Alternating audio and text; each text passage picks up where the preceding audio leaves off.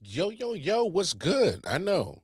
12 days in to 2026 is the first show of 2026 that I've done. I know. I'm slipping. I'm tripping. But we got a lot to talk about. All right. Lynn-Sanity is taking over. All right. Lynn-Sanity is taking over. And we got a lot of football to talk about. So let's get to it. It's I.O.W Sports Show, Late Night Owl Edition with your man Wildcard Mar, episode 497. Let's freaking go. Yeah, Solid Hill TDS, what's up? Yeah, come on. I.O.W Sports Network, Late Night Edition. Let's go. Come on. We about to raise the bar. Wild card Mar. Everybody grab a seat, cause you know we about to spark. Late night sports talk. Modelo Le Cigar. Man, you don't wanna start. Wild card Mar. We about to raise the bar. Wild card Mar. Everybody grab a seat, cause you know we about to spark. Late night sports talk. Modelo Le Cigar. Man, you don't wanna start. Wild card Mar. Hey. L Boogie with the hot flame, ashtray full of top names, little tree for your membrane. This the 9-hour time frame. I just snatched up a 6-pack, got my hands on a lid pack, whipping up a little batch of snacks. Yeah, man, I think I'm all set. Late night, can't sleep. Go ahead and just tap in. Better grab you a cold one, and we about to get some laps in. Wild card on the microphone, he'll hit you with a couple flurries. Y'all need to just strap in for some entertainment sports commentary. We about to raise the bar. Wild card Mar. Everybody grab a seat, cause you know we about to spark. Late night sports talk. Modelo Le Cigar. Man, you don't wanna start. Wild card Mar. We about to raise the bar. Wild card Mar. Yeah, what's good, y'all? What's good, peoples? I know. Like I said in the intro of the show, it is January 12th, and this is the first episode of 2026 that we have done. And I apologize, y'all, but it's for good reason. It's because I've been busy with personal life, job. It got very hectic through the holiday season. Holiday season came and went. I caught the flu, but all that's passed. Happy New Year, everybody. Hey, matter of fact, Happy New Year's, everybody. Cheers. Y'all know what time it is. Crack them beers open. It's another year, being alive, talk some sports. What's good, Crafty Southpaw? Hey, Happy New Year's to you, my brother. Cheers. Always a pleasure. Always appreciate your support, Crafty Southpaw. Always appreciate your support. But look, I know we got a lot of NFL football to talk about, all right? But I got to talk about the most hottest thing that or polarizing thing that people are talking about. Look, this is Lynn Jones, all right? If you're not familiar with Lynn Jones, it's time to get familiar with her, all right? I'm just going to put it to you like this, all right? This is what we're going to do, all right? This is what everybody's talking about with Miss Lynn Jones, all right? Here's the clip right here. I just want to tell you, congratulations on your success, young man. Thank you. You hold your head up, all right? You guys have had a most magnificent season. Thank you. And you did a great job out there today. Appreciate so you it. just hold your head up, okay? Thank and you, ladies ma'am. and gentlemen, Duval, you the one, all Thank right? you, ma'am. keep it going. We got another season, okay? I appreciate Take it. care and much continued success to you and the entire team. Thank you, ma'am. All right. That's what she's in the sports media talk realm, or pretty much what she's what's going on with her. All right. And that was her speaking. Yes, she is a reporter. Again, I don't have the syndicate that she has. It is a legit syndicate. The Jacksonville, hold on, let me pull it up because I want to give Miss Jones her respect. All right. Make sure that we know what she's doing. Know that we are putting the proper respect on Mrs. Jones. All right. I know she is a Jacksonville reporter. The Jacksonville Free Press is the syndicate that she is attached to. Sounds like she's a bit of a fan. And And it's funny that you say that, Crafty Southpaw, because I think that's what's causing the, the stir.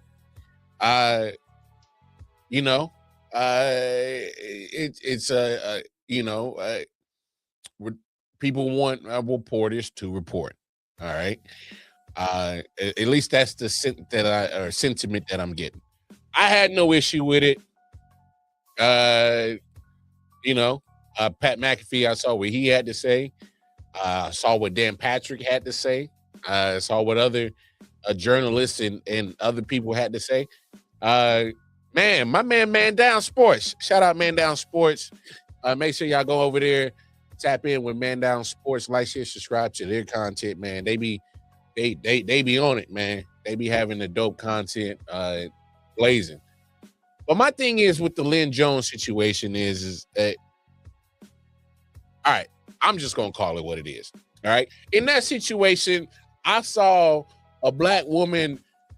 She probably noticed something, and I saw her response on the show today.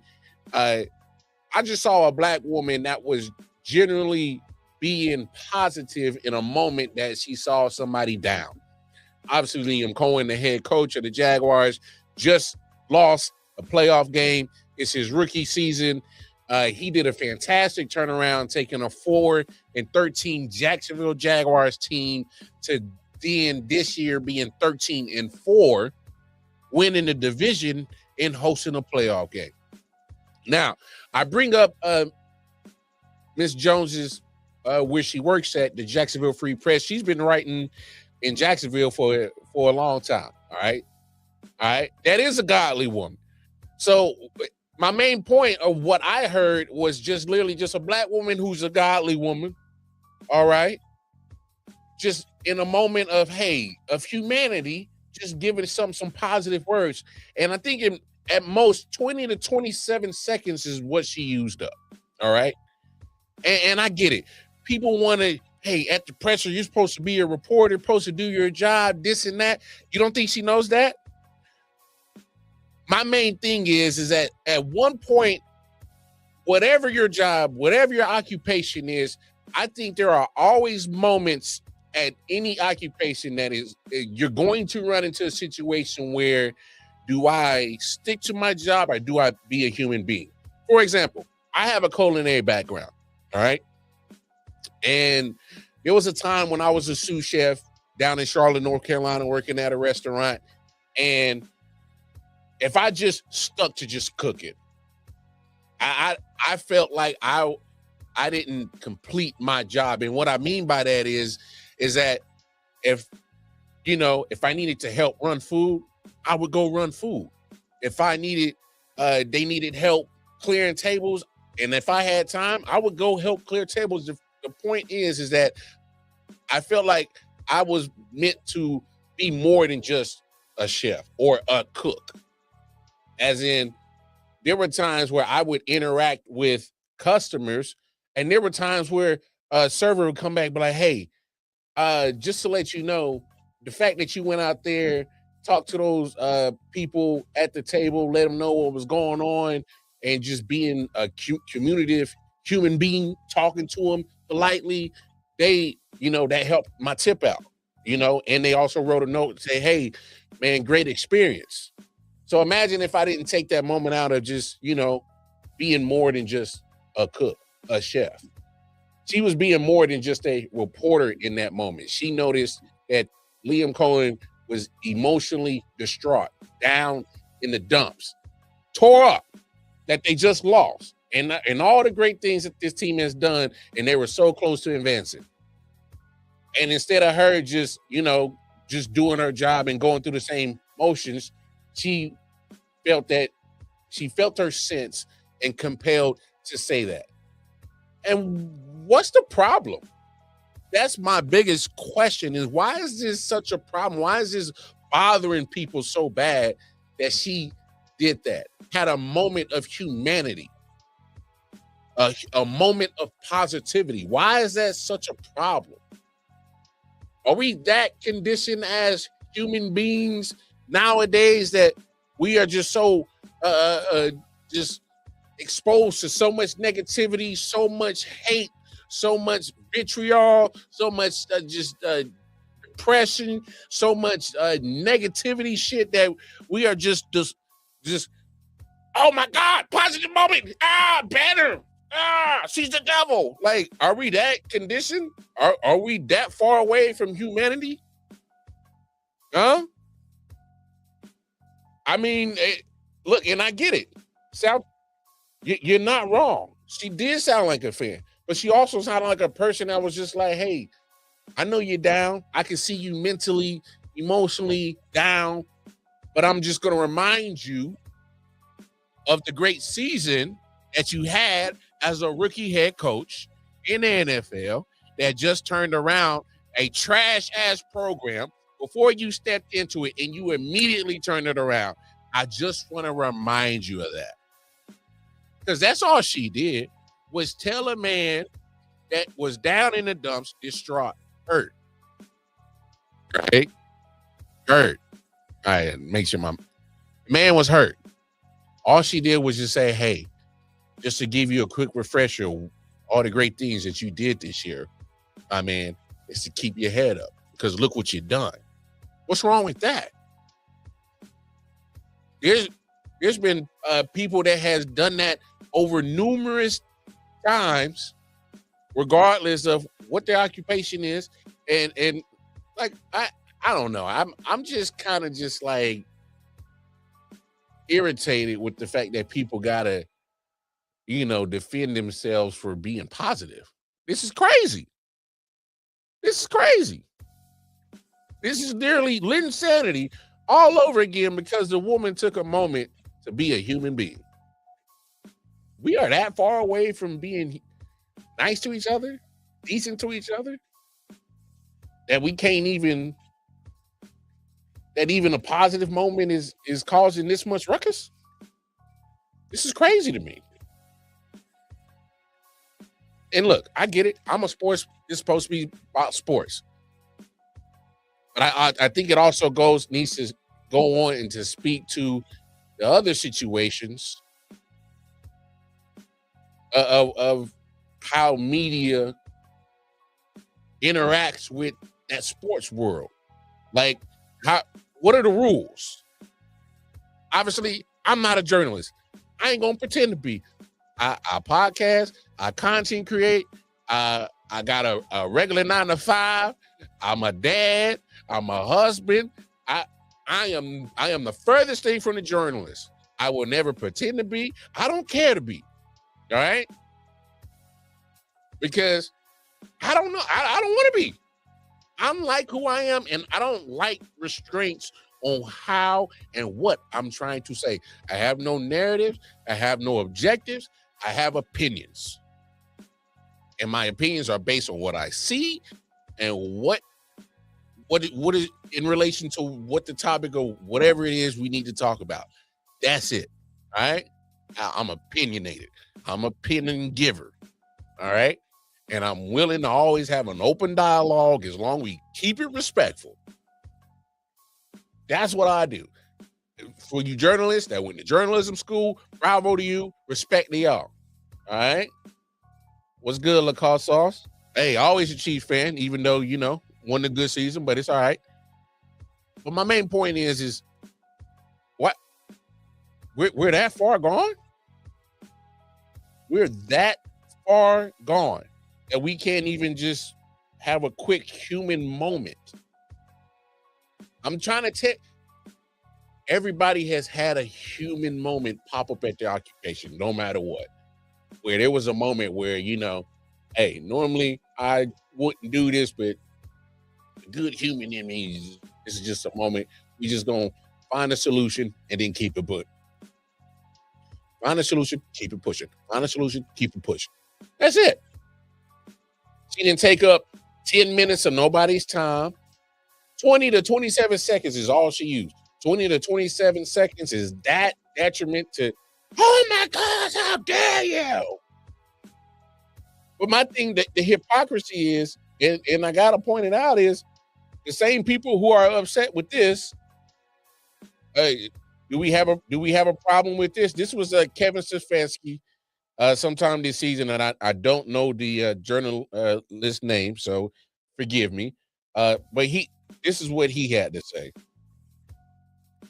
I just want to say this. I'm not going to be in Cincinnati, and I really hope this is not the last time we get to talk to you face to face. I think you've had to deal with things, especially this year, that were unfair, that you had to coach a team that was, especially on offense, that was inferior to the teams that you faced. So I don't expect you to answer that. I just want you to know that's how I feel. I respect that from you, as you know, and you guys know this game it is never going to be about one person, and that includes me. Okay. So where's the outrage in that? And not to assume, but I think it might be safe to assume that reporter might be a white Caucasian male. Is that fair to assume? All right. It just might be. Well, my point is why are we coming at Miss Lynn Jones? Not a peep in that Kevin Stefanski little situation. Shout out to Darren Smith, who brought that right back up to attention to make the bigger point. And I'm gonna be honest. And for those who not gonna like what I'm about to say, it is what it is. You're more than welcome to unsubscribe. You're more than welcome to flip the channel, get rid of me. I don't care. It is what it is. All right. At the end of the day, I created this platform for me to say whatever the hell I want to, how I say it. And here it is. All right. Fact of the matter is, we got a kind, respectful black woman, elderly black woman who took a moment out to be nice. And she's been doing this for how long? And I'll play her response here in just a second.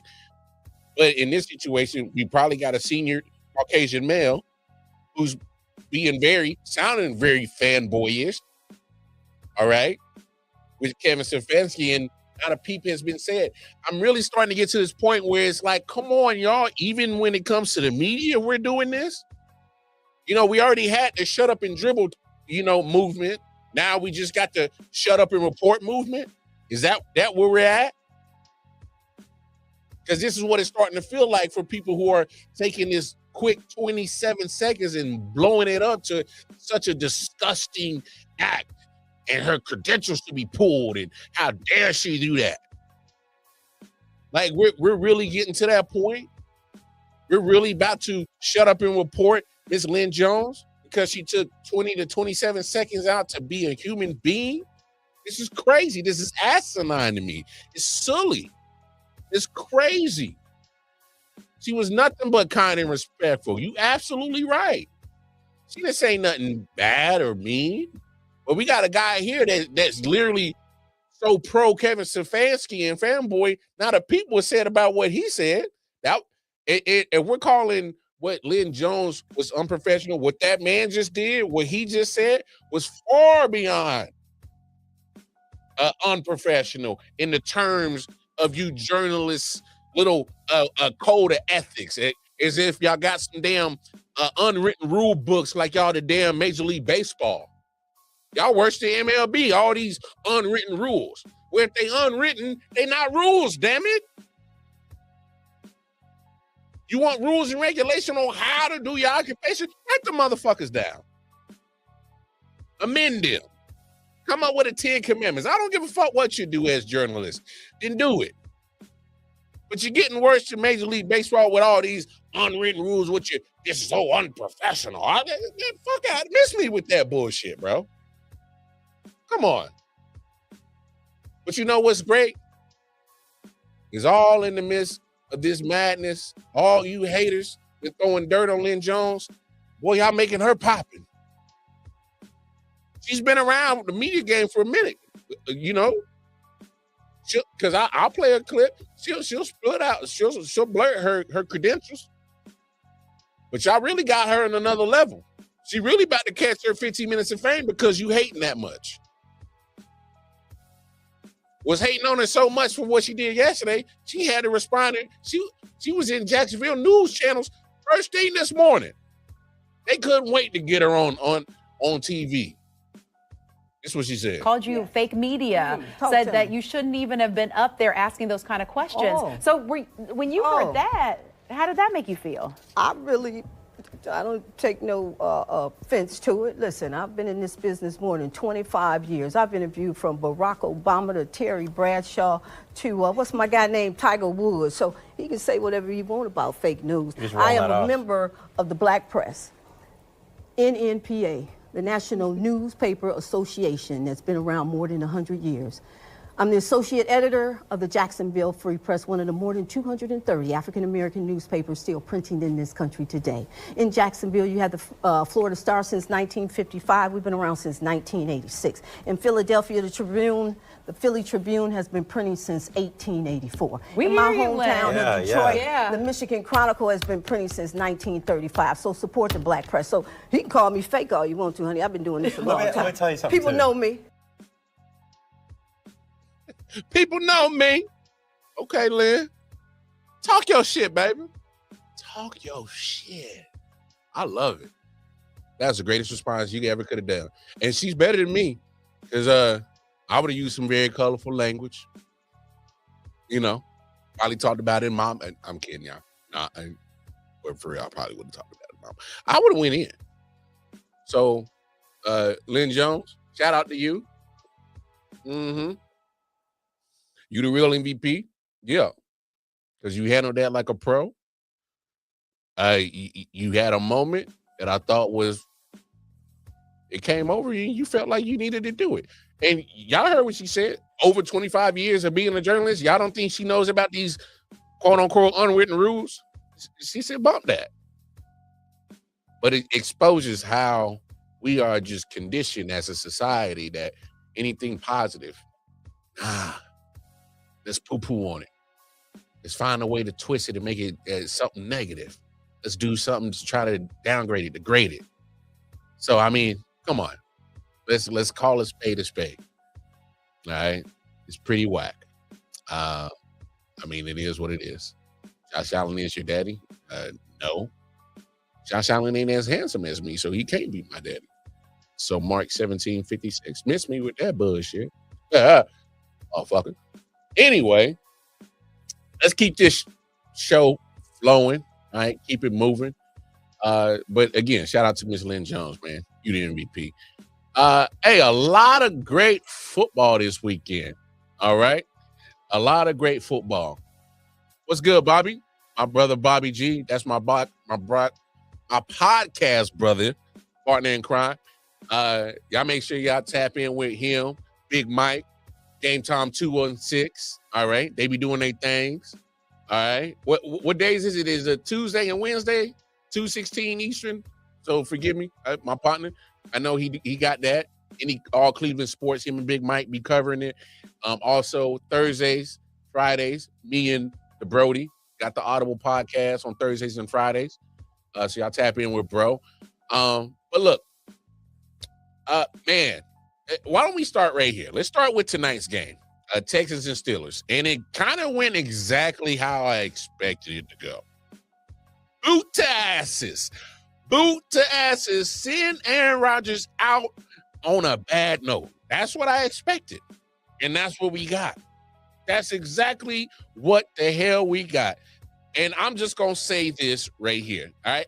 Let me start with the Texans. All right. We'll get to the Steelers in just a second. With the Texans, they might get to the Super Bowl, and here's why. It's because defense still wins championships, baby. You don't believe me? Look what just happened tonight. Look what just happened tonight with the Texans. They got 30 points with the offense that was led by their quarterback. It was kind of shaky. C.J. Stroud had an up and down game. He made a couple of throws that I thought were immaculate. Let's be honest, Christian Kirk had a hell of a game. Good thing Christian Kirk was there. All right. And for multiple reasons. Reason number one is the health of Nico Collins. What's going on with his health? All right. Mondays and Wednesdays, y'all. Game time 216 at 2:16 p.m. Eastern Standard Time with my man Bobby G and Big Mike. There it is. All right. Got the days right. There we go. But Christian Kirk came up huge, obviously, with the injury to Nico Collins. So he did his thing right there. But, hey, he showed that he's still a valuable receiver. All right? Christian Kirk did his thing tonight. Absolutely did his thing. Matter of fact, had majority of the targets, obviously, with Nico going down. And he had majority of the production. He had 144 of the team's 250 passing yards or receiving yards, I should say. The run game, I will give the Texans their props on this. They got the run game established. Woody Marks had a great game. Touchdown, 19 carries, 112 yards, 5.9, let's call it 6 yards per carry. Absolutely immaculate. All right? That's what you like to see. All right? Nick Chubb, 4.8 yards per carry. Let's call it 5. 10 carries, 48 yards. All right? Run game was damn good tonight for the Texans. All right? But I just got to be honest. Shout out to my man, Chris Style. Catch me and him every Tuesday, Airhead Chief Podcast, talking about Chiefs football and all NFL football. Hey, I thought he was crazy when he was talking about it early in the season. I'm like, damn, you ready to give up on him? And I think I'm on that CJ Stroud train, as in he might not be it. I don't think CJ might be it. I think CJ Stroud might fall into that another gap of another pool of Ohio State quarterbacks that just didn't make it in the NFL. And there's been a lot of them. See, when it comes to Ohio State, we ain't worried about them making wide receivers. They growing on trees in Columbus. You get your wide receiver any year, any draft, if they got that OSU. All right? You good. All right? You draft you an Ohio State wide receiver, especially nowadays, you good. You might got you a dog. All right? I'm not worried about that when it comes to Ohio State. What I am worried about is the continued things that happens to fall under playing quarterback there. And I think it's almost the same thing with Alabama.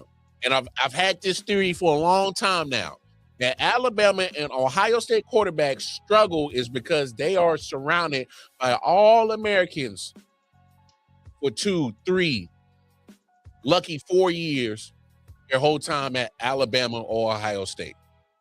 And since they're surrounded by all Americans, a lot of things seem simple to them, and it looks easy because you're surrounded by all Americans. And then all of a sudden, because you're throwing a big yardage and throwing all these touchdowns to all these all Americans, and you're protected up front by all Americans, and you barely get sacked, and everything looks so great. Stats wise, it looks great. It looks good on film because you're protected great, and you're throwing it to Jeremiah Smith, or you're throwing to Jackson Smith and Jigba, or you're throwing to David Boston. Y'all ready for that? Y'all ready for the old school Ohio State? Joey Galloway. Terry Glenn.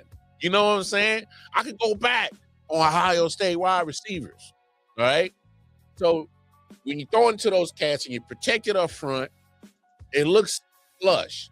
But then when you get into the NFL, not all your people protect you are going to be all pro. Not everybody you're throwing the football to is going to be all pro. And so there's going to be an adjustment period for these Ohio State and Alabama quarterbacks, because you go to the pros and not everybody's all American, all pro. You're going to deal with some walk-ons, quote unquote, undrafted guys. You're going to deal with some, guys that weren't all American for all 4 years of college ball, And so when you deal with that, then you really got to play football, because now I get to really see what you about, because not everything's so plush, not everything's so cushioned for you. You're not protected by 5 all-pros. You're not throwing to an all-pro tight end and 3 all-pro receivers. You don't have an all-pro running back. What can you really do when everything ain't gravy around you and you got to face some adversity. All right. So that's why I think Ohio State quarterbacks struggle in the NFL, along with Alabama quarterbacks. You don't believe me?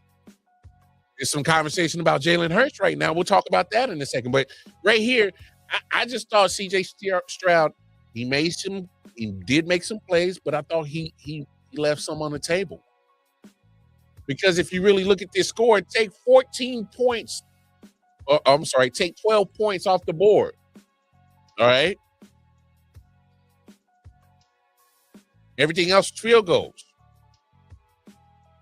1 touchdown.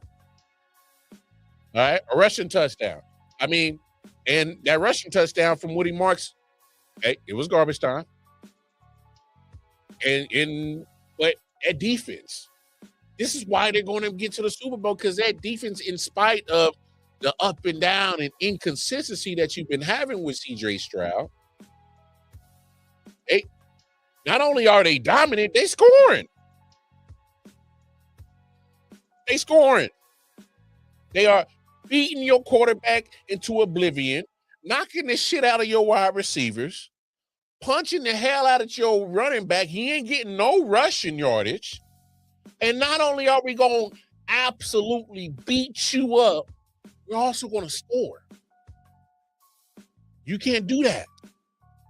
What are you going to do with that? How can you stop a team that defense is literally doing everything, dominating, obliterating, and scoring? You're doing it all. They are absolutely being dominant. That's that Texans defense. And to an extent, they're neck and neck. Denver got the same type of situation going on. You got the up and down of the quarterback. But one thing that's been consistent is the defense. Don't be surprised you see a Denver-Houston AFC Championship game, because they both look pretty similar to each other. Where, hell, I don't know what I'm going to get from my quarterback this game. I might get the best Bo Nix. I might get the best CJ Stroud, or I'm going to get inconsistent Bo Nix or inconsistent CJ Stroud. Regardless, the consistent is my defense. Don't be surprised if they end up in the AFC Championship game. That's what you got tonight when you saw the Texans. That's been them all season. Literally, that's been them all season. Shout out to the Texans. But let's move to the Steelers side. All right, let's talk about the elephant in the room. If this is Aaron Rodgers' last game, let's keep it football. All right? One of the best throwers of the football. And I don't think nobody can doubt that. I'm just talking football. When it comes to that, Aaron Rodgers is one of the coldest quarterbacks to ever touch the field. Period. And I don't think there shouldn't be a debate on that. All right? If you want to have the conversation, when you throw in his personality, his attitude, how he interacts with people, fine. You won't get much pushback on it. I think he's a dickhead. All right? He has a real he oozes D-head energy, right? I'm an energy type of person, and I can feel, when somebody's being negative, positive, kind of, invalid, I'm an energy type of person.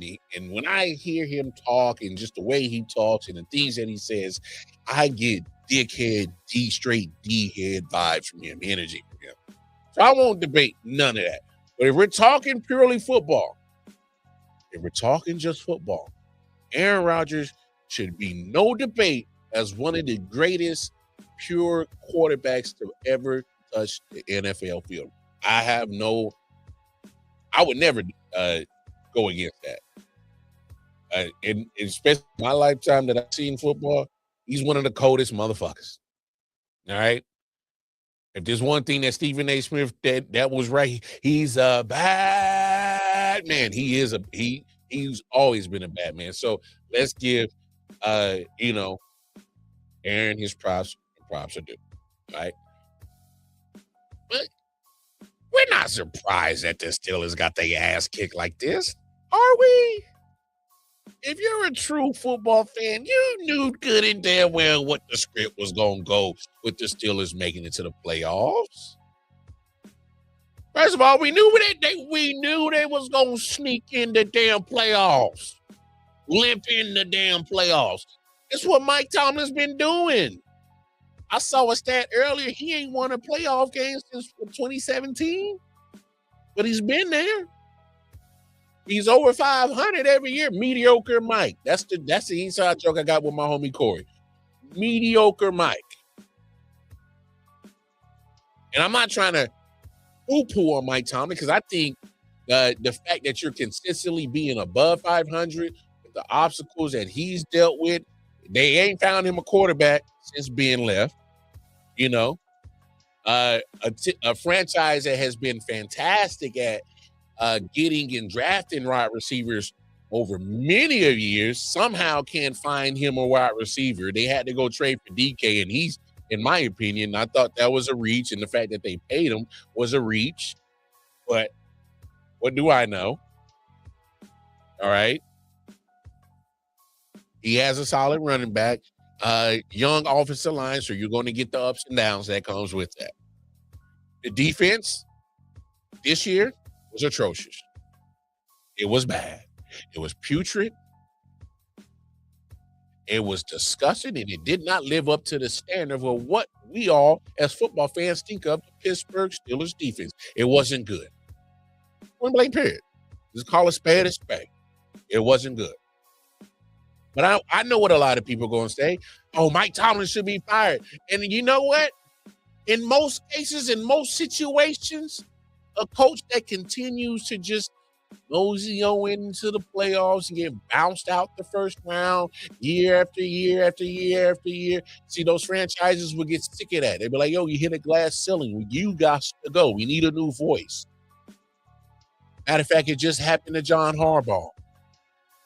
A Super Bowl winning coach. He's out of a job because, hey, man, you know, you keep hitting this glass ceiling or you keep missing the playoffs or, hell, you keep losing these one-possession games. Yeah, we love you.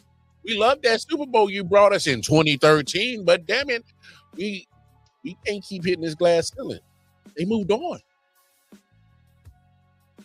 But most teams aren't the Steelers. I'm sorry to burst your bubble, Steelers fans who want Mike Tomlin to go on. He's not going nowhere. You know why? Look at your franchise. You got 3 coaches over the history of your lifetime. Chuck Noll, all right? Bill Cowher, all right? Mike Tomlin. That's it. That's your coaching history. In other words, you don't make changes. In other words, he's going to have to resign. He's going to have to quit. He's going to have to walk away. He's going to have to leave on his own terms. Because the Pittsburgh Steelers franchise has a history of not firing coaches. Bill Cowher left on his own terms. I'm pretty sure Chuck Noll left on his own terms. Guess what? Mike Tomlin's going to leave on his own terms. Ain't going to be no firing. They might call it a mutual a parting of ways. But it won't be called a firing. But it's going to be more of a resignation than anything because that's just the franchise history.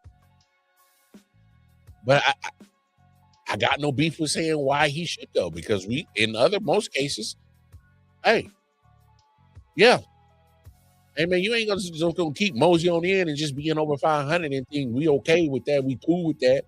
Especially as a fan base, you got to get tired of that. You know what this situation is with the Steelers.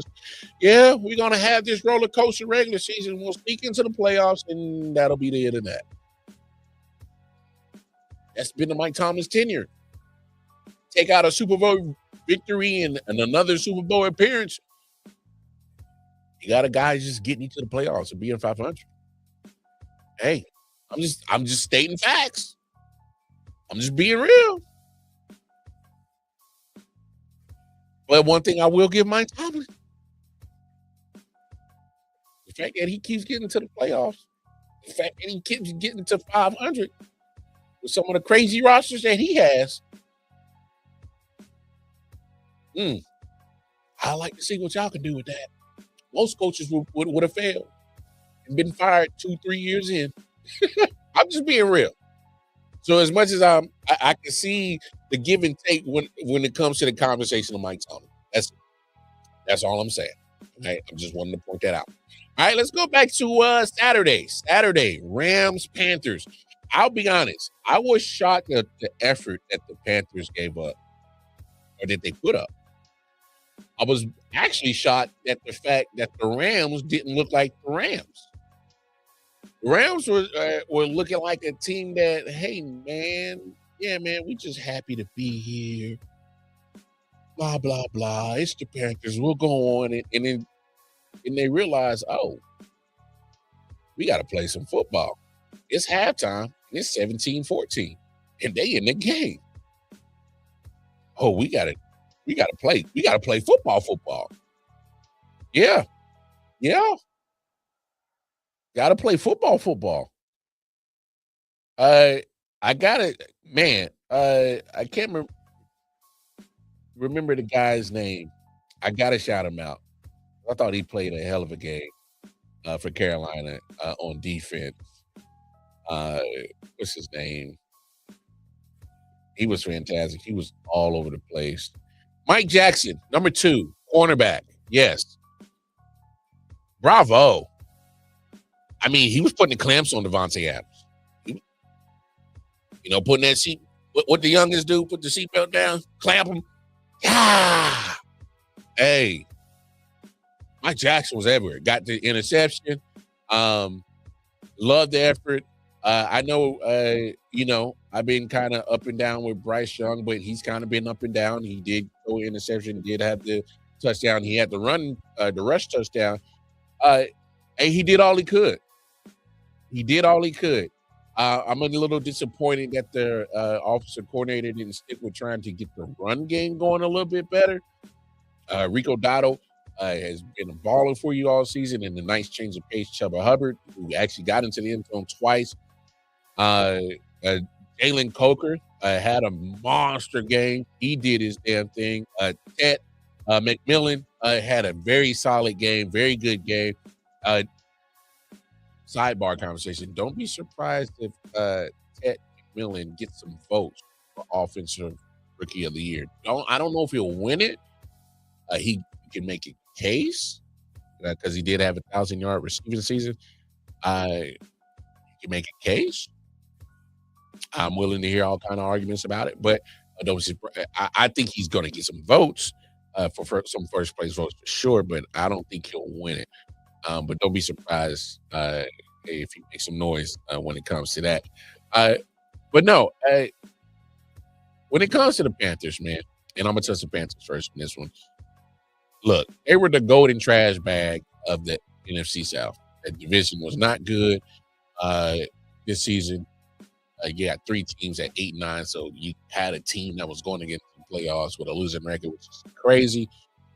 But it didn't matter. The Panthers did not look like an 8-9 team, and damn sure did not have the mentality of an 8-9 team. Kudos to them. Look, I'm not big on moral victories, but I just wanted to shout out, especially Mike Jackson, that cornerback who had a hell of a game, and give the Panthers a prop. I lived in Charlotte, North Carolina for 17 years, so I gotta. I don't want to say the Panthers are my second team because I don't believe in having second teams, but I have a soft spot in my heart for little kitty cats. Meow, meow. That's all. I lived in Charlotte, North Carolina for 17 years, man. How could you not? How could you not have an infatuation with him? And I love the color, that Carolina blue that they got. It's fly as color, one of my favorite colors. But no, Panthers did well.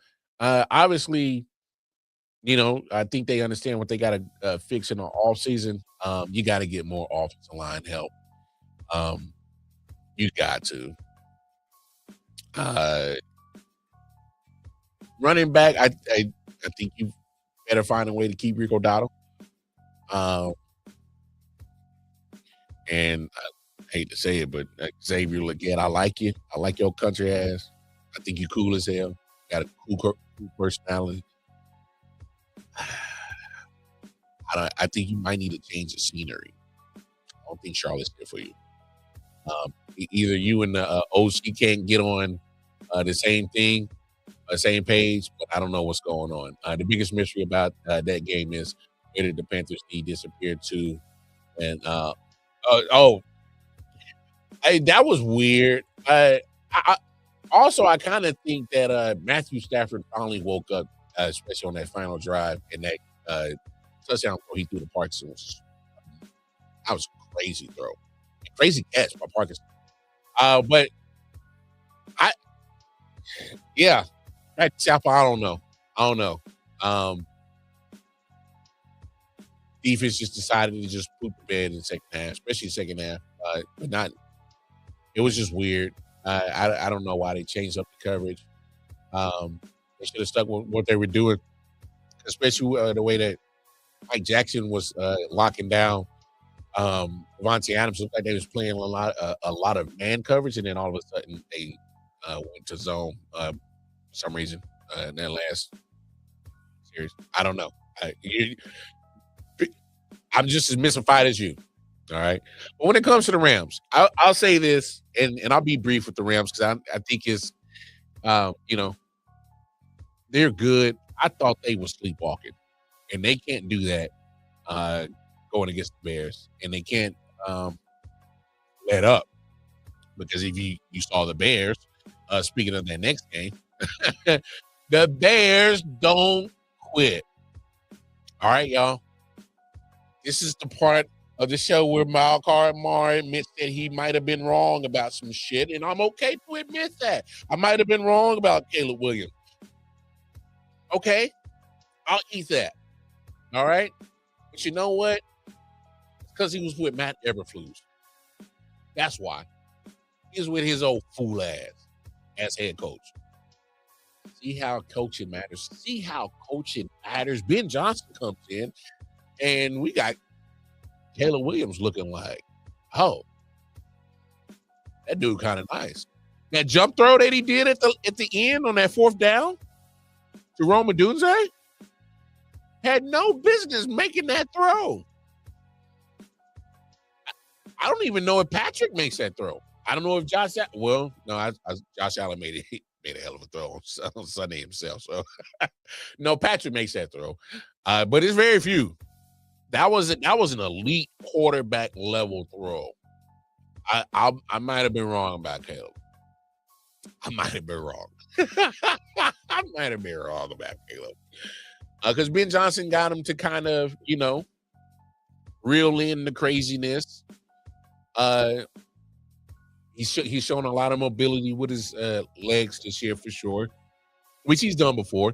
Even back to his days at Oklahoma, he was doing that. He was running. I might have been wrong about Caleb Williams. The Bears are for real. Here's the only problem I got with the Bears. Now, the defense is opportunistic. They will get the turnovers. They will cause them. Damn it. Are they going to be able to get enough stops in this playoffs? That's the only thing that worries me. Yes, they're going to, get the turnovers, which are good for you. I agree. But I'm talking about when you're not getting the turnovers, are they going to be able to stop a team getting into the end zone? And that's the only question mark I got about the Chicago Bears defense. Because right now, Caleb Williams has answered all the questions I got about him. He has good wide receivers. He has 2 good running backs. Offensive line, they put invested some money in that. You can see the improvement in that. I'm not worried about the offense. And with Ben Johnson, I ain't tripping about that. Can that defense get a stop if they not getting the turnovers is my biggest question. It's my only concern I got with the Bears. If that defense can get the stops when they need them, when they're not getting the turnovers, or get a team to only kick field goals instead of get in the end zone, they might fuck around and be in Santa Clara. I'm just being real. Because if Caleb keeps playing in the way he is right now, my goodness.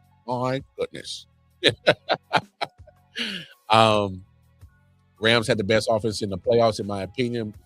But there are concerning issues with their D and special teams, which is crazy because their defense has actually been pretty good, solid over the year, and I don't know what happened in that game. That Carolina was able to just move the ball. It was weird. Special teams, I can rock with you on that. They did have a couple of returns. Carolina did that gave their offense good field position and made it easier for them. So, yeah, you should be concerned about that for sure. Bears D tends to come alive in second half. Yes, and I rock with you on that because they have. Even the game on Saturday with the Packers was a pretty much a tale of the Bears defense all season, where they gave up all those points in the first half, and I thought, oh, Green Bay's about to run away with this game, and then second half they come out and they put the clamps down, and so I think that's exactly what happened in this game. Pretty much a telling of their whole season. Defense gives up the cheeks in the first half, and then they get stingy in the second half, and gives that offense a chance to get back in the game, catch their breaths, and then next here comes Caleb Williams and getting them, balling. Oh yeah, I'm with you. Amazing how Ben has turned around Caleb, because there was a point in time I'm like, man, he keeps sticking around Matt Eberflus, man. This man might be the B word. Buzz. Hey, good coaching matters. This is a true example of it. So shout out to Ben Johnson, Caleb Williams for doing what they're doing. When it comes to the Packers, Jordan Love. See, this was crazy to me. When Jordan Love had this type of game, you don't want to waste it. You don't want to waste it. How the hell? And I get it. I don't. It might be the Josh Jacobs injury, or he's not healthy, 100% healthy. I know he's, but still, man. Anytime your quarterback has 323 passing yards and 4 TDs, if you just look at this stat line, you're like, oh yeah, they won. And I'm just mystified that they weren't able to just win. But I'm not shocked that they didn't, because that defense just hasn't looked the same once the Michael Parsons injury happened. And I love Rashawn Gary. He's good. But what you saw yesterday has been the typical Packers defense for the last 2-3 years. Is you're going to be, up and down, up and down. There's going to be some moments that get pressure like crazy, get the sacks, get the turnovers, and there's moments where they can't stop a nosebleed. And when they made that trade to get Micah, and for those who've been watching football, his presence and what he brought to that team, they weren't just a regular defense. They were a damn good defense with Micah Parsons in that lineup. And I just think the moment he went down, that's kind of, for me, that's when the playoff hopes went down. They literally limped into the playoffs at 9-7-1.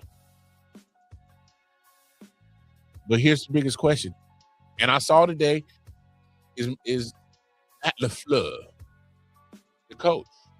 Shout out to my man T. Drummy, Tyler Drummond. Y'all seen him on now the last 2 years being the Packers correspondent when we do the previews to each regular season coming up.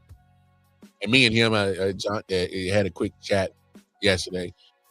And as much as he's not a Matt LaFleur fan, he understands why they're going to keep him, and they're going to keep Matt LaFleur. And he broke it down to me like this. If you move off of Matt LaFleur, who's pretty much at this point that he's, 7 years that he's been at Green Bay, he's been doing his own Mike Tomlin impersonation. He's definitely going to get you the wins in the regular season, get you above 500. He's going to get you to the playoffs. That's about it. He's been doing his own version of it. And when my man Tyler broke it down to me, it was like, if you move off of that, who are you going to get? Who are you going to get? What coach are you going to get that is going to take the level of success that Matt LaFleur has brought to Green Bay, and you need a coach that's going to exceed it. Because if you're just going to get a coach that's going to match his output, you should have just kept Matt. You need a coach that's going to go beyond a guy who's actually brought a good amount of success to Green Bay. Really look at what Matt LaFleur has really done there. He's been damn good. Only thing missing is the Super Bowl. Even just an appearance. That's the only thing missing. So, when my man Tyler broke it down to me like that, I'm like, man, that makes perfect sense. And I just think sometimes when it comes to these coaches, you know, these franchises, are you willing to just make certain tweaks to get that coach already in the seat to the next level? Or are you just too impatient to understand, like, he ain't bringing it? I can understand 4 or 5 years and you ain't won nothing. Or nowadays, in this NFL, you're giving, 1 year, 2 years to turn it around. And if they don't even see you even having anything remotely that looks like you're pointing into the right direction, they slip. So that was just an interesting conversation that me and him had. But Packers, yeah. I didn't expect him to win, but I will give Jordan Love his props. See, that's the Jordan Love that you want right there. That one. Start building the rest of the team around him. Obviously, we see that y'all been drafting wide receivers, them, that. You brought Josh Jacobs in. Yeah. I love what what's his name? Tucker. His Tucker Kraft, what he was doing before he got hurt. Maybe you solidified a tight end room, but you don't have a lot missing from Green Bay. So just make certain little tweaks and this and that, add a little of this, take away a little of that, and I think you are still in good position. But things just didn't go well the moment that Mike Parsons got hurt. Just didn't. Let's get into Sunday's action, which was the great game. I'm going to start with the Sunday night game. I know I'm going out of order, but I don't care. It's my show. I do what the hell I want. Patriots. Drake May's going to have to, in order for him to get to Santa Clara, and I'm not saying he had a bad game. But there's going to be times where he's going to have to take a game over and throw it and get it done. Because I don't think a lot of people, as a team-wise, the running game got going. But Chargers are a solid defense, and I just kind of felt like Drake was,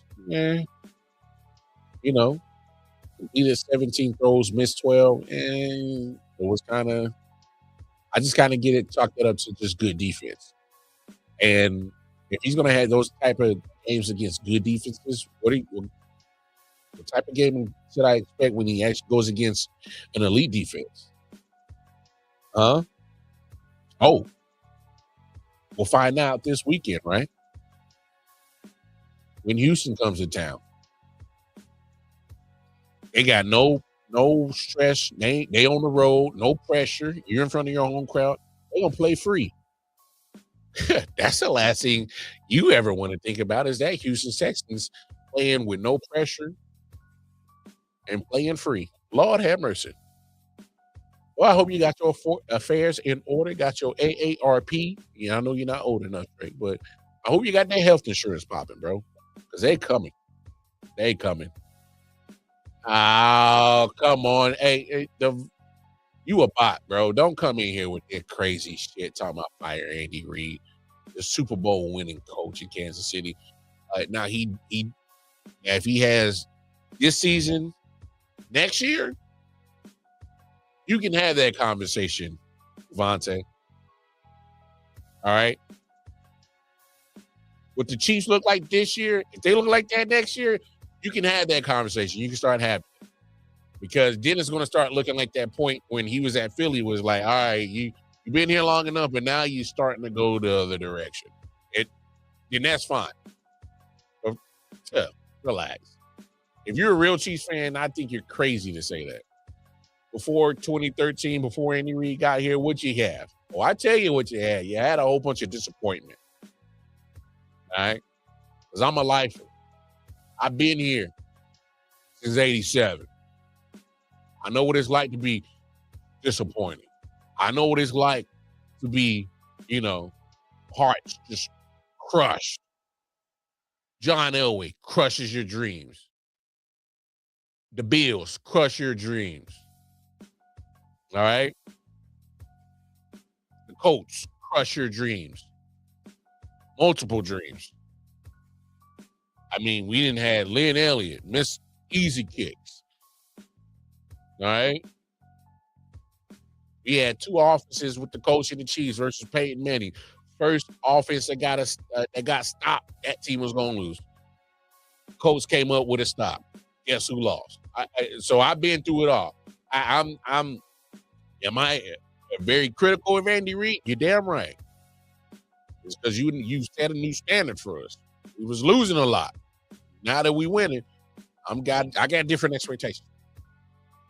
That's just human nature. But no, Chargers Patriots. Back to this. I think Drake May is going to struggle against great defenses. He's got an elite defense coming up. Don't be surprised if he struggles. Defense is damn good. Matter of fact, don't be surprised if the Texas Patriots game is very low scoring.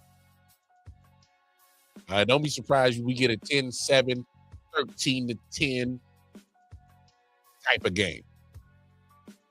Whole bunch of field goals. Don't be surprised. Because Patriots defense is playing well. And we just had a conversation. The Texas offense is struggling. CJ Stroud is inconsistent. All right. He struggled with a Pittsburgh defense who ain't good. So how am I got confidence? If I'm a Texas fan, how I got confidence in CJ Stroud where he played bad? It's a bad. He didn't play great, but he damn sure wasn't abysmal. He was inconsistent. If that type of play what he put on this play tonight, where he did make some throws, but then he left some money on the table against a solid, damn good Patriots defense. I would feel a little uneasy about that. I would feel a little bit uneasy about that. Patriots did their thing. Patriots did they thing so bad that they had me. Y'all see it. I'm a Chiefs fan. They had me feeling bad for Justin Herbert. I can't stand the Chargers. Can't stand the Broncos. I can't stand the Chargers. I can't stand the Broncos, and I hate the Raiders. But I had sympathy for your man Justin Herbert yesterday. Yeah, Bucky Barnes. I call him Bucky Barnes. Inside joke on the I.O.W podcast is because he was so beat up on his left side that they had to go. I made the joke that they had to Bucky Barnes him and go get the whole vibranium left arm. He turned his ass to the winter shoulder. So, but when it comes to these Chargers, I will give them this. They fought like hell.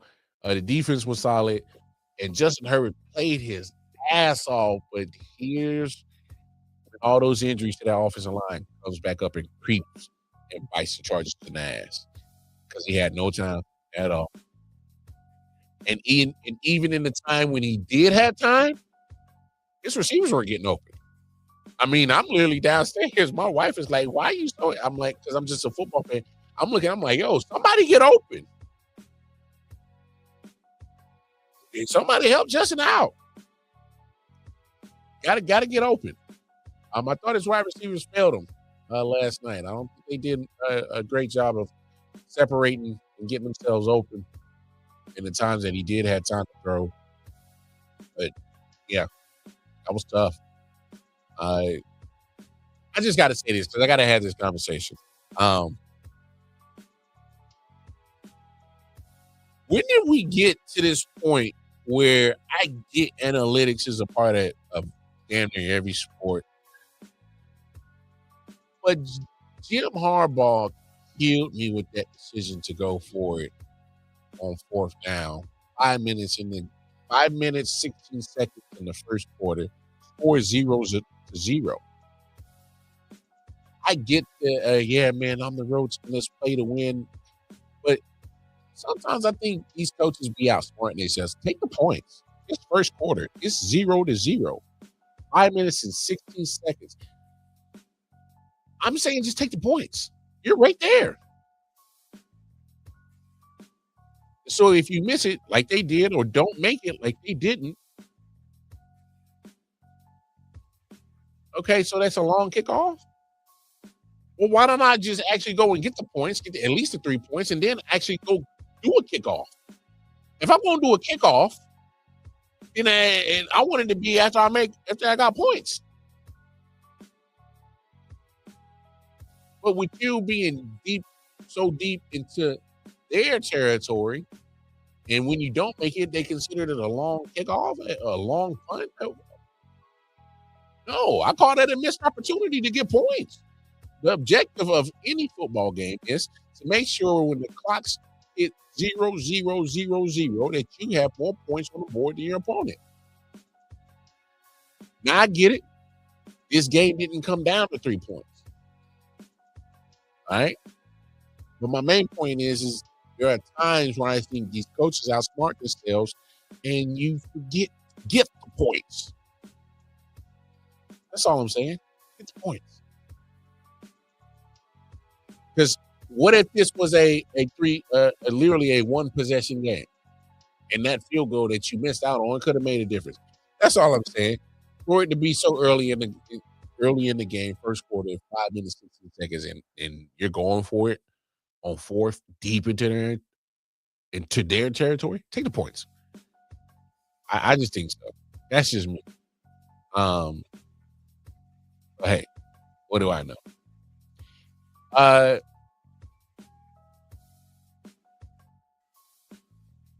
The actual game that kicked off Sunday's action, Bills-Jaguars, was a fantastic game. Absolutely fantastic game. Jaguars did their thing. Defense was physical. They were beating the dog piss out of Josh Allen. I swear they were determined to try to 187 Josh on that field because they were hitting him left and right. And they brought it. This is another part of the show where Wildcard Martin might admit that you're wrong. Hey, man, look. I thought Jacksonville was a fluke. All right? I thought Jacksonville was a fluke. Trevor Lawrence managed to, curtail the amount of turnovers this year. Liam Cohen did a fantastic job turning that 4-13 team around to 13-4 and winning the AFC South. Did a fantastic job. He did a fantastic coaching job. Defense was flying, getting after it. And I'm gonna be honest, y'all. Jaguars should have won this game, but you know why they did? Because sometimes you got a Trevor Lawrence and the opposing team just has a Josh Allen. Point blank, period. Look, this was literally the Josh Allen get on my back show. All right? Point blank, period. Call a spade a spade. All right? The fact of the matter is, excuse me, y'all. The fact of the matter is that Josh Allen, in my opinion, has been put into superhero moments so much, so often with the Bills. They just throw weight on his shoulder, say, hey, you're Josh Allen. You get us out of this trouble. And he's done it. And this year, I felt, even last year, to a certain degree, that James Cook is the engine that gets that offense going. And Bills fan, Bills Mafia, you're more than welcome to come in here and correct me if I'm wrong, but I watch a lot of football, not just the Chiefs. When James Cook is really going. Got that running game going. That offense flows so much better. And it damn near comes impossible to defend when James Cook is going. And then everything else flows. Just my opinion. And I'm not trying to take away from the greatness of Josh Allen, because this game was a Josh Allen showcase. This was him saying, hey, man, get on my back. And it wasn't just any old regular get on my back. This man was checked out for concussion. He done smacked his throwing hand on the back of his teammate's helmet. Then got his knee probably all twisted up, folded like an Auntie Annie's pretzel. So this man turned into a full vibranium iron made man on Sunday. I mean, it was getting literally the dog pissed, beating out of him. And this was just a Josh Allen show. Sometimes you got your quarterback, they got their quarterback. Sometimes when you got a Josh Allen, it is what it is. You just fell victim to it because Josh Allen, he was the reigning MVP for a reason. He's good. He's damn good. Hard to tackle. He made a throw to Brandon Cooks that was ridiculous. Stood there right in the pocket, knew he was about to get blasted. Delivered the throw. Ain't on it. That was just good football right there. What Josh Allen did? Get on my back. Running game. Struggling. All right. Get on my back. Khalil Shakur. He'd probably be a damn good tool for a lot of teams. I don't know if any team would ever see him as a one except Buffalo, because he is the number one. Keon Coleman made one play and set the rest of the game. Josh Palmer is already on IR. Can't even remember the names of the other wide receivers. But when Khalil Shakur is making all these catches and on all these targets, there's a reason for it. Josh trusts you. That's for one. And two, Khalil's been producing when he gets the targets. Period. He's your number one. He'd probably be a number two at best for other teams. But damn it, you ain't got to like Josh Allen. But I'm gonna need y'all to really put some respect on his man's name. If you like football, just put some respect on homie's name for what he did yesterday. They were beating the dog piss out of him, boy, and he still made plays. Went into a very hostile territory. Came out with the dub.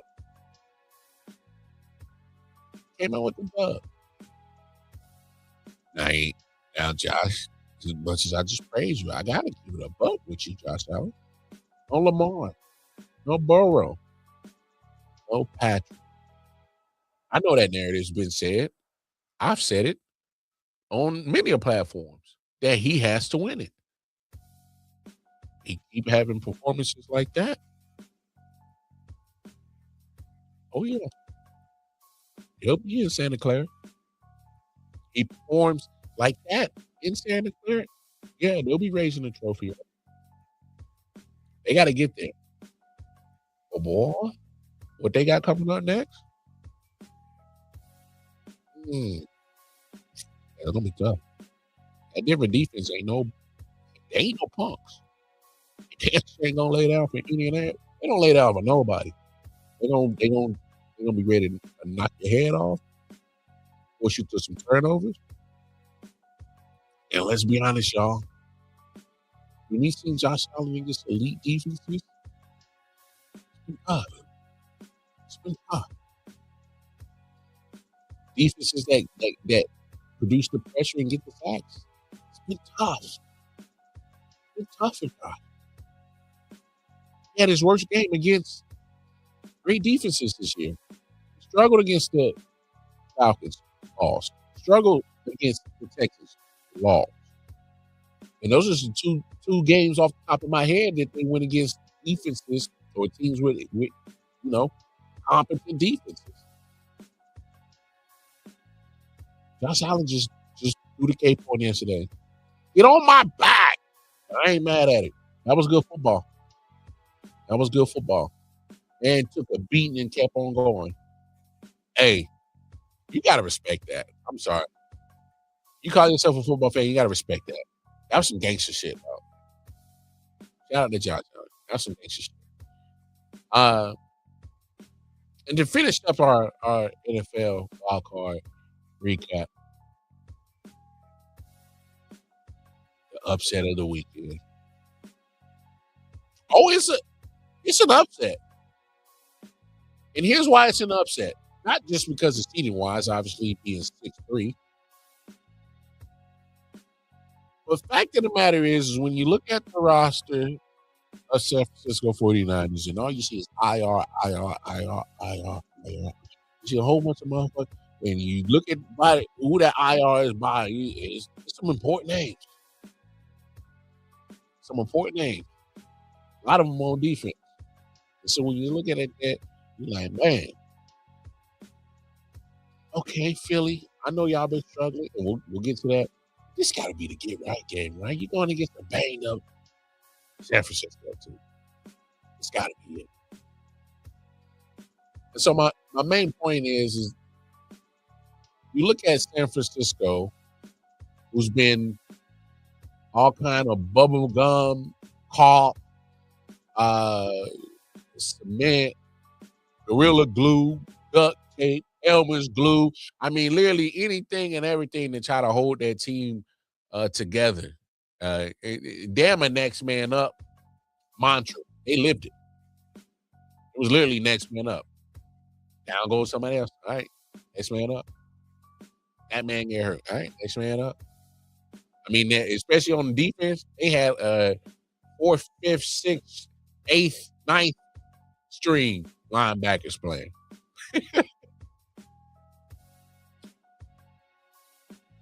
But when it comes to the 49ers, as I dissect them first on this game, hey, man, I'm just going to say it.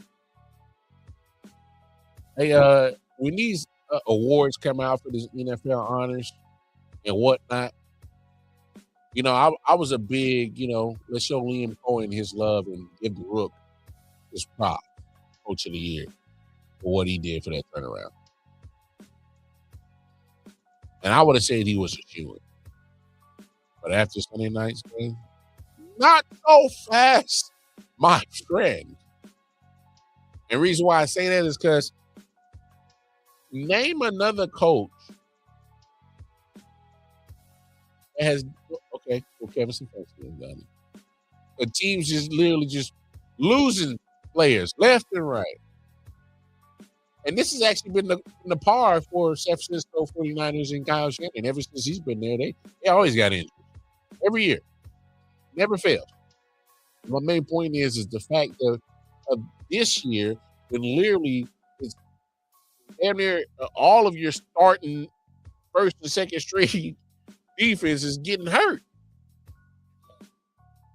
And he's been having to coach a hell of an offense of scheme when there was times where Brock Purdy missed, I think, about 7-8 games.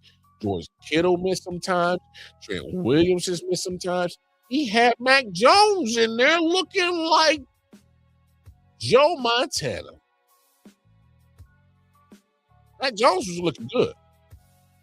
Matter of fact, Mac Jones should be thanking Kyle Shanahan right now. You know why? Because he's about to get Mac Jones paid. Ain't no way they're going to be able to keep Mac Jones unless he's already under contract next year with the 49ers. That's the only way they're keeping him. Because if he's not, if he's a free agent, damn it, ain't no way he's going to be able to keep him. Because Mac Jones looked damn good in that relief time that he gave for Brock Purdy. Next man up mantra. Oh, they lived it. They lived it.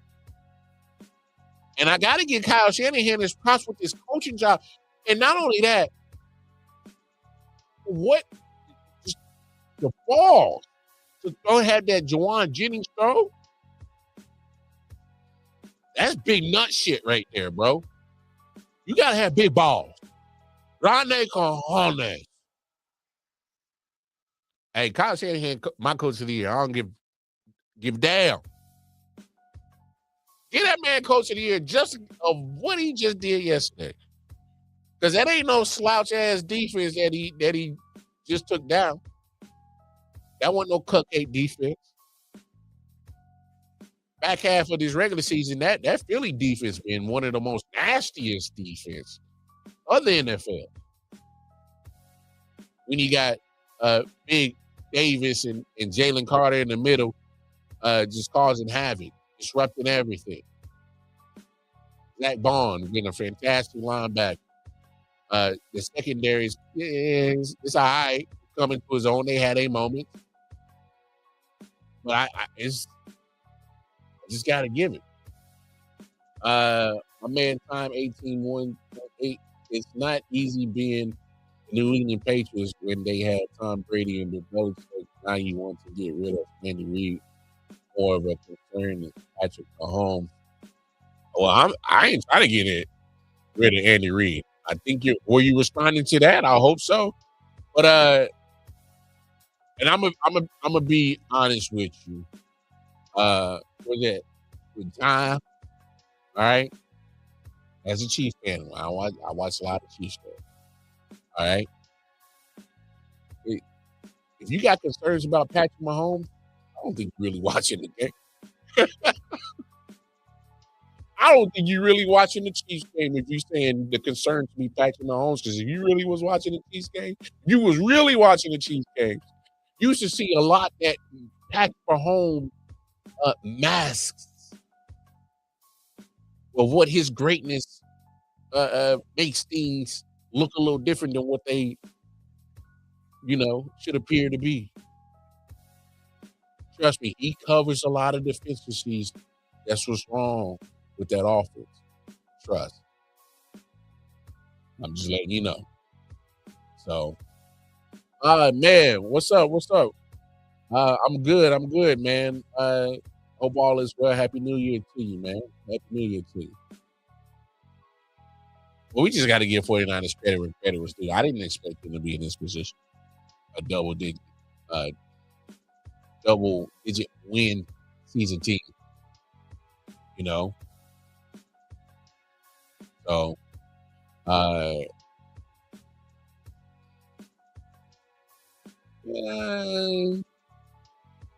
understand how you feel about the great Patrick Mahomes, but he never had an injury like this. And part of Patrick Mahomes is being great is him running. Look at Lamar Jackson. I trust me. I get what you're saying. I'm gonna be honest. A lot of Patrick's runs that he does, it's just him just playing backyard football because none of his receivers are getting open. He better get out that pocket before he get hit. A lot of his running is off script. None of he doesn't do the read option. Well, they do versions of it, but it's not meant for him to hold the ball and actually go run for yardage. He's no Lamar Jackson. He don't have the speed like that. He don't have the mobility like that. Now he has sneaky mobility? Yes. But that's more to escape sacks, more to break out of the pocket of containment when everything else is broken down. And just that's where he's playing backyard football. But trust me, having Patrick Mahomes as our leading rusher has never been beneficial. Never. So I get what you're saying, but again, you're watching all of Chiefs football like I am, and you would understand how you cover a lot of different. Well, what's your thought on Tomlin? Do you think he sticks around? Yeah, I just touched on that a second ago. Yeah, he's not going nowhere. So look at that franchise. They don't change coaches. They got 3 coaches in the coaching history, and Tomlin's one of them. And he's going to continue to be until he decides he doesn't want to be. Just saying. This is how the Steelers operate. You know, did nothing to get his serious talent to replace Ben. I will agree with you right there. They haven't given him a quarterback since Ben left. That's I agree with that. And don't forget to throw in small hands Kenny Pickett. He was in there. They drafted him in the first round. So Rudolph, a decent college QB, what they had 4 years to figure out. He wasn't the answer and went into full panic mode. Drafted Pickett, yep, and hung it up, yep. With the draft capital Steelers have next year, a new coach can figure something out. Tomlin can go all offense. Two, I think he goes only on mutual agreement. And I did kind of mention that, but yeah, I did kind of talk about that. I don't think he's going nowhere. But hey, thanks for the comments, my man. So I appreciate you for the interaction. But yeah, 49ers are fantastic, man. When it comes to Kyle Shanahan and Coach Gabby, yeah, man, Coach here. All right, formally period. Let's get to the Eagles. Let's get to the Eagles part.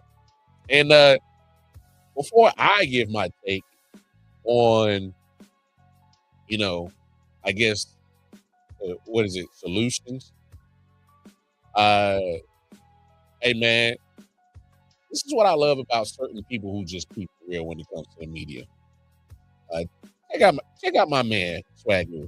And I'm not going to teeter around it. Kevin Patullo ass need to be gone. This was a horrible year of calling offensive plays. And I don't think the Philadelphia Eagles offense is as bad as we watched it based on the talent. That's what kept us on the string all year long. And, he said that on NFL Countdown, Monday Night Countdown this tonight, leading up. Hey, no worries, man. No, you good. I'm able to adjust, man. You good. You good. Hey, we just having conversations. I love it. No worries, bro. You good. Swagger was right. All right, Kevin Patula's ass needs to be gone. And I don't know how he isn't fired already. That's what I'm concerned about.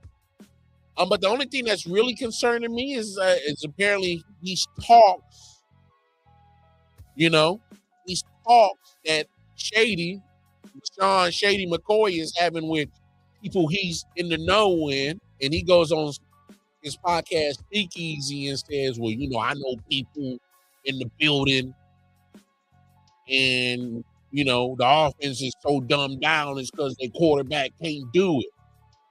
Now, I say that to say this.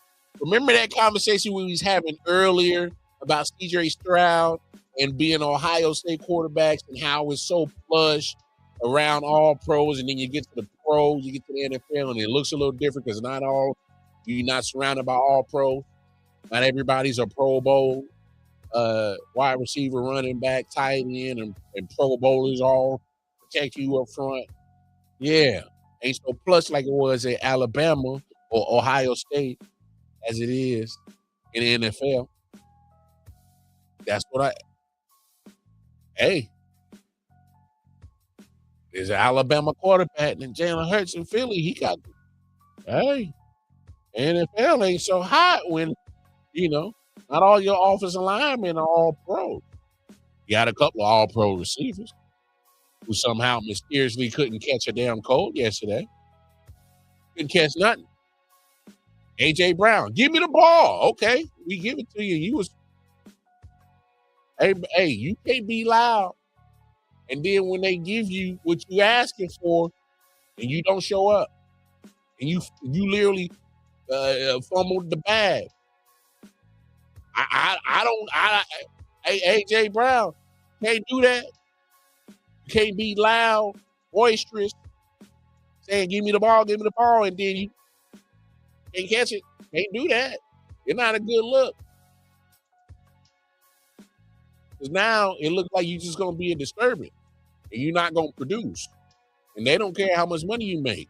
You're going to make yourself a casualty to get moved.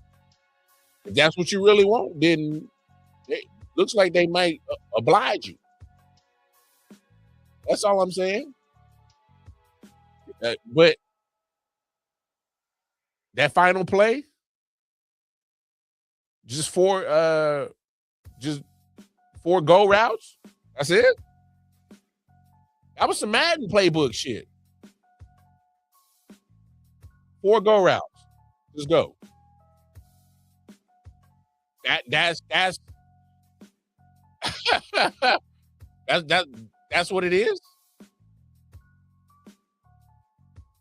And look, if Shady McCoy's reports are correct that Jalen Hurts just can't do the complicated advanced stuff, then what are we doing? What are we doing? Look, I've been on Team Jalen Hurts since he came in the league. I think the guy's, cool, calm, collected individual. He doesn't get frazzled. But there was even the last throw. I'm like, what are you reading on this throw? You threw it in the triple coverage. Well, he threw it into double coverage, and the linebacker Kendricks was reading his eyes the whole way, and he became the third defender. Jalen Hurts' eyes nearly led him straight to that pathway. All right. My point is that I don't know what he saw to make you make that throw with your season on the line.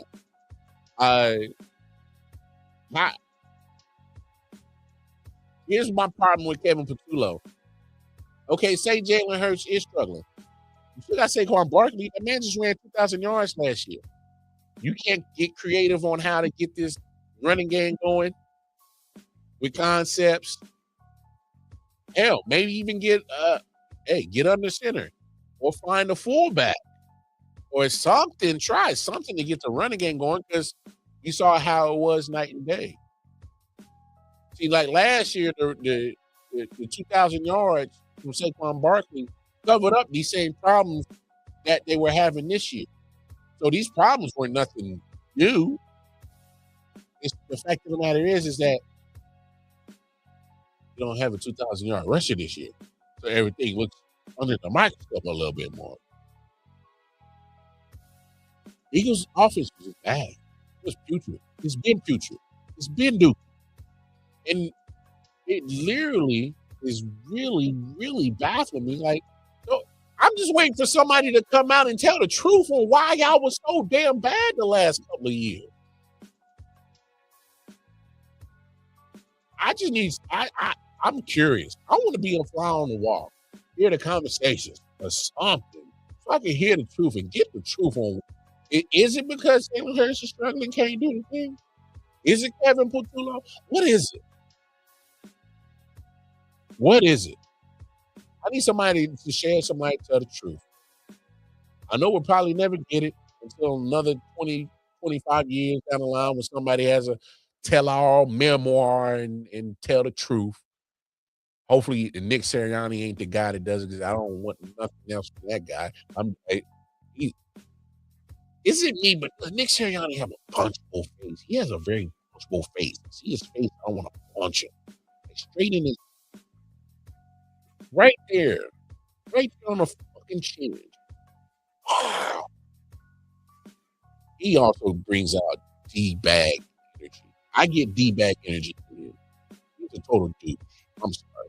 No, I'm not sorry. You're my podcast. I ain't apologizing to that douche. You're a douche.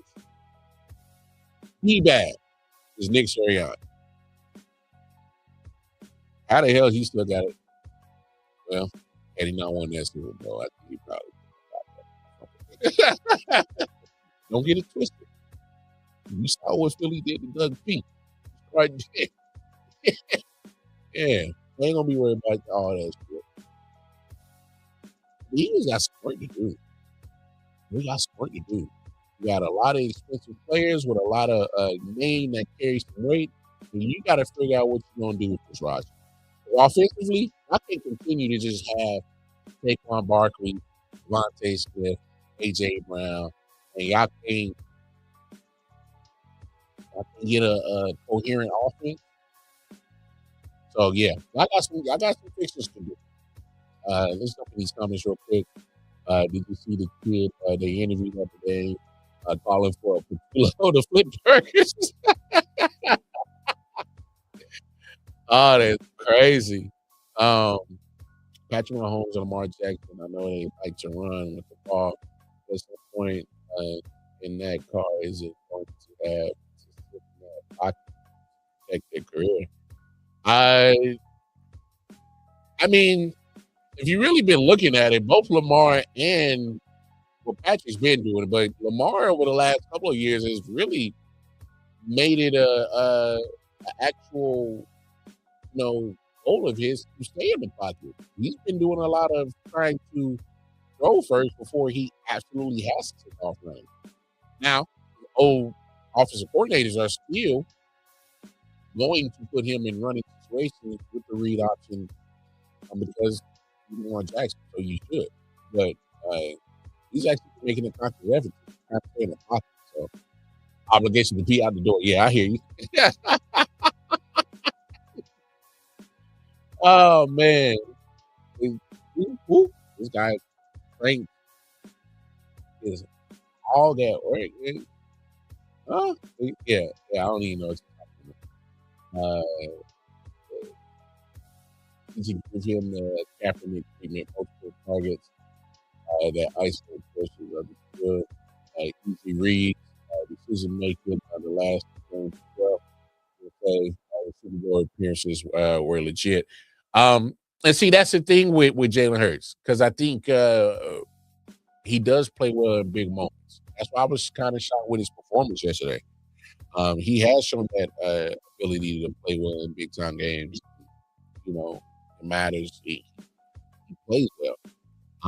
The only problem is I think I have with Jalen Hurts is I might get a quarter of that, half of that. The only time I've seen him give me all 4 quarters of elite quarterbacking, surprisingly, have been against the Chiefs twice in the Super Bowl. Just my opinion. It's my opinion. Where I've seen a complete game. Seen a complete game from him 2 times in the Super Bowl, both against the Chiefs, one in the loss and one in the win, and he played fantastic in both of them.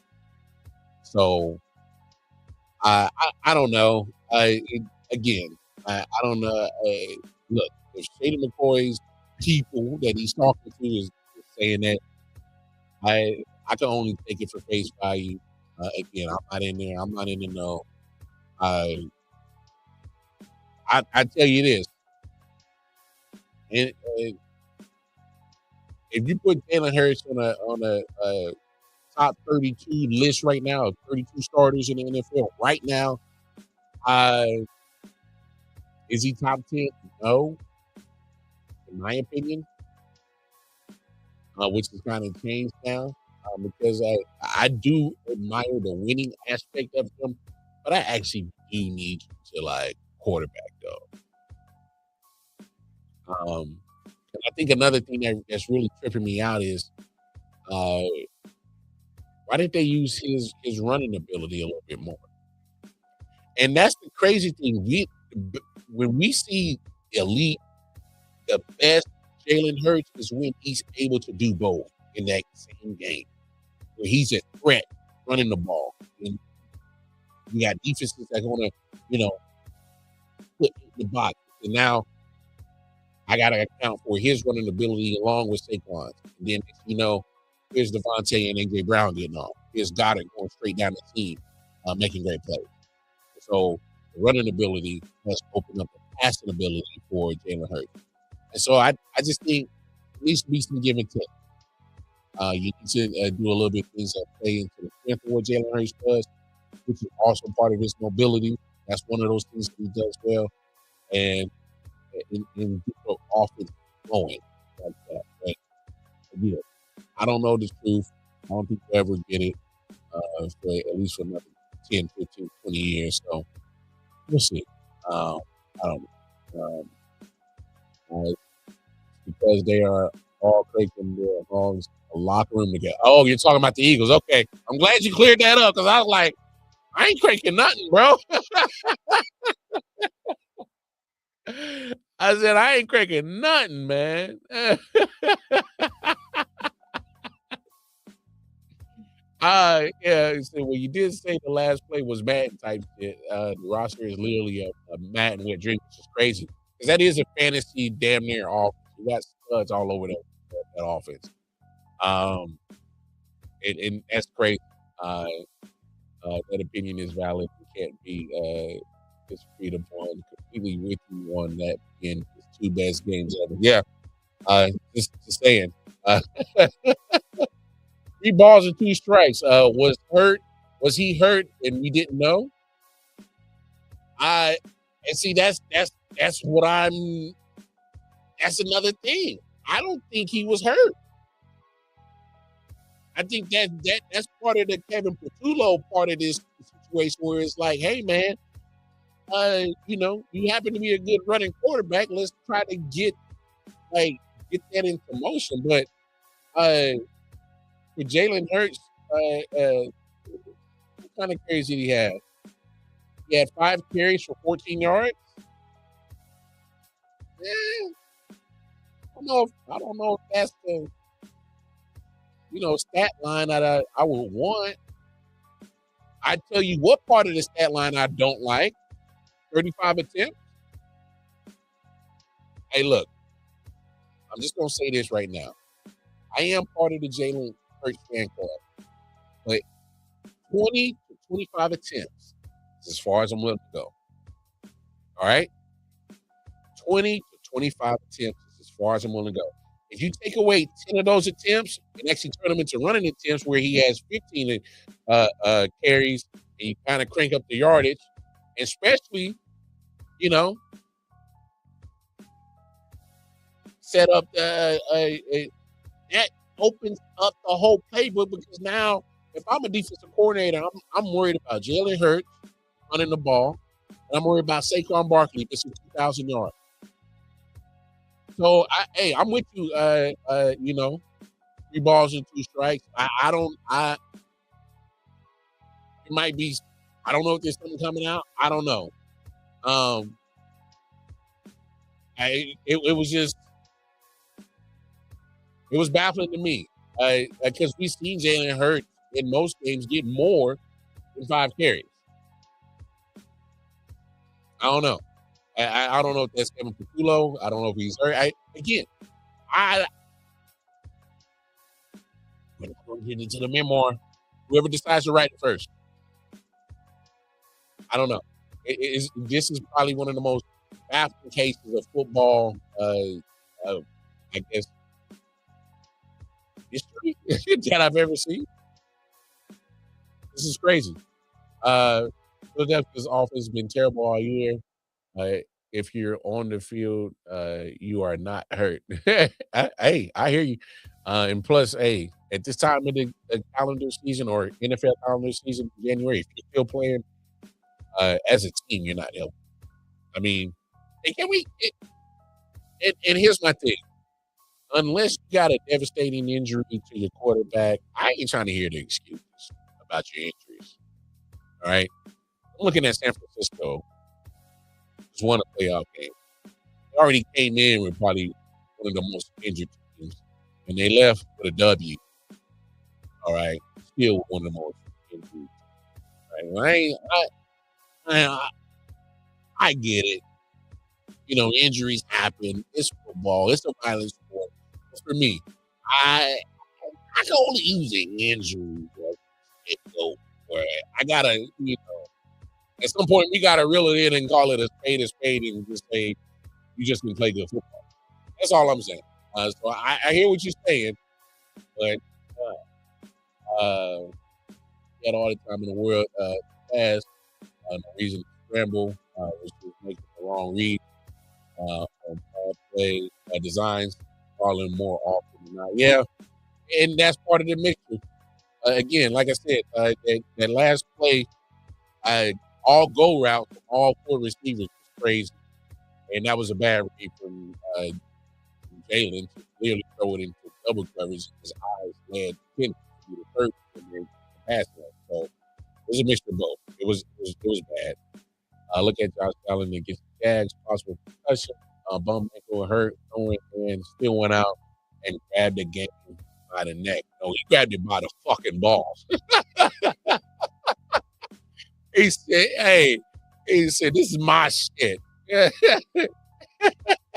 Hey, fellas, y'all know what I'm talking about. You know, sometimes when you just got to strut, you got your nuts, man. Hey, that was that was Josh Allen flexing.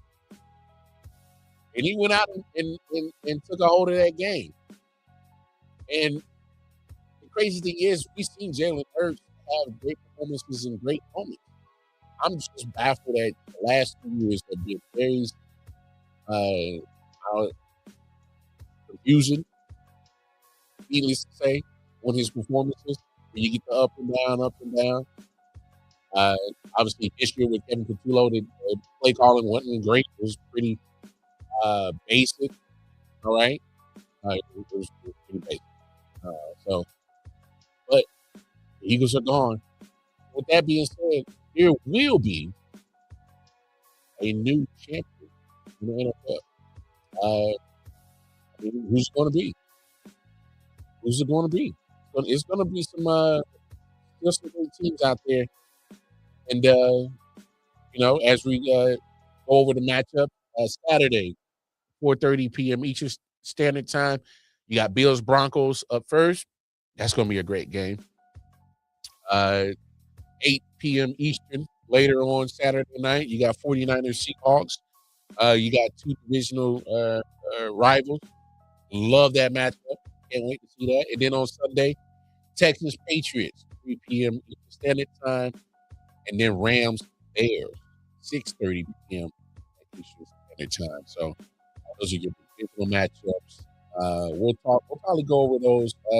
Probably see if the homie Randy joins me tomorrow. We'll kind of go over those and we'll I'll give you a take on past weekend's action. But hey, I'll be honest, man.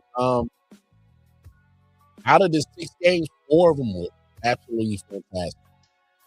The Chargers game was kind of fell flat at a certain point in time once I noticed that Justin Herbert was going to be able to move down the ball or hit the end zone.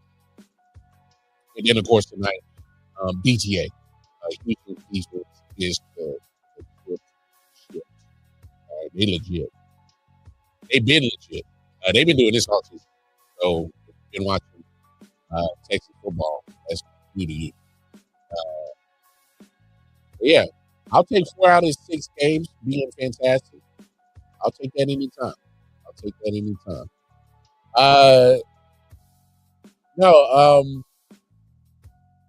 He said he didn't support by saying he wanted OC to return when asked in post conference. Well,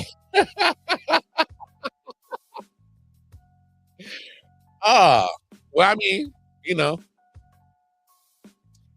hey, Sirianni's paid. He's like, I ain't going nowhere. I don't.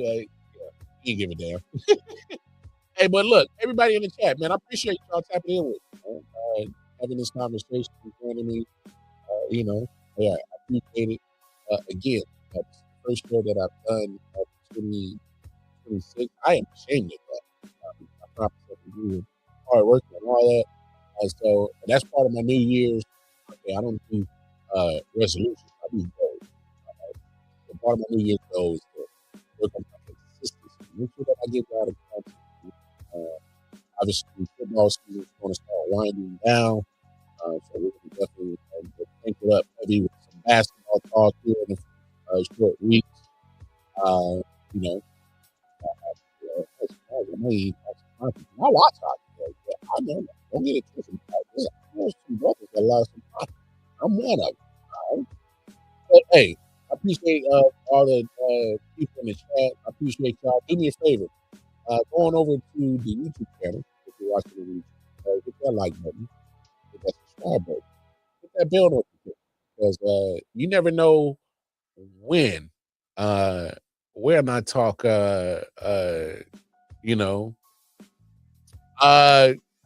my man Mel, yeah, he out, man, he out here doing his thing, man. Yeah, he's Detroit Mel, he out doing his thing. Got a radio app where he's spearheading and trying to get all our content on there and get syndicated like that. So, letting him rock his task on that the I.O.W side, and I'm doing the podcast side. So I also get the radio app to see it up and popping, and then once I'm taking the podcast part to another level and bring it together and uplift I.O.W to a whole other level. So that's what we're trying to do. That's what we're trying to do. Trying to get the baby and then bring it back to baby for a bigger baby.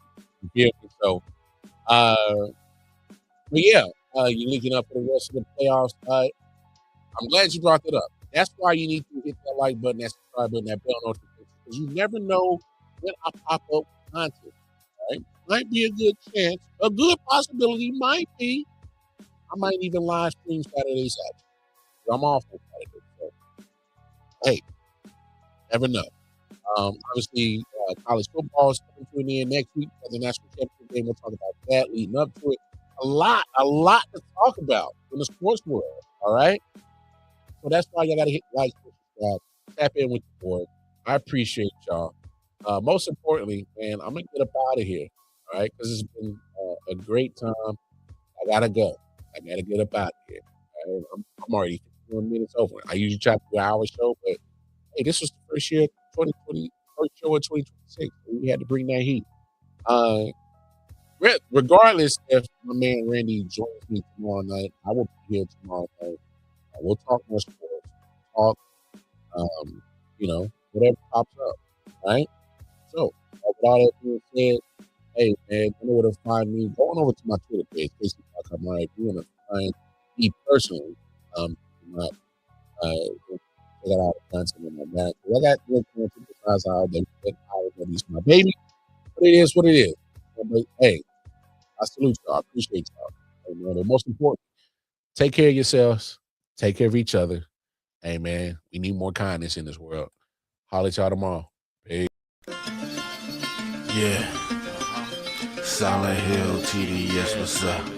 Yeah, come on.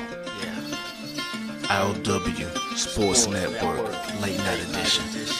Let's go. Come on. We about to raise the bar.